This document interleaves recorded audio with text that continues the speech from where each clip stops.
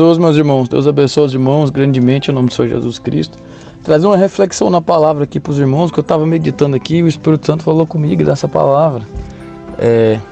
Em João, capítulo número 4, eu não vou ler, que eu não estou com a palavra de Deus aqui, mas é uma meditação para nós.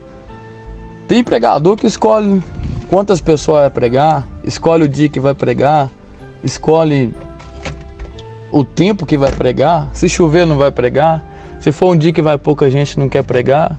E pregador que escolhe número de pessoas para pregar não é pregador, para mim isso é palestrante. Porque palestrante que preocupa quantas pessoas vai ter, se vai ter muito, se vai ter pouco, porque o intuito dele é aparecer, não é ganhar alma para Jesus. Mas pregador que é pregador, não olha a quantidade de pessoas para pregar.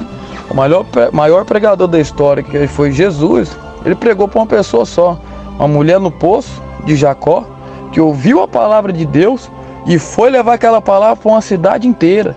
E aquela cidade inteira, ao ouvir aquela mulher falar, toda aquela multidão foi até Jesus. E quando aquele povo vem até Jesus, é tão tremendo o mistério de Deus, que aquele povo fala: mulher, não é mais pelas tuas palavras que nós cremos, mas agora porque nós vimos, aleluia, porque nós ouvimos, agora nós cremos, não é mais pelas tuas palavras, mas porque Jesus pregou para uma só. Ela ganhou a multidão daquela cidade, ela levou, espalhou o evangelho. Quantas pessoas foi salvo? Muitos pregadores olhando, se não tiver a igreja cheia eu não vou, se não tiver lotada eu não prego, se não tiver no mínimo 15 pessoas eu não prego.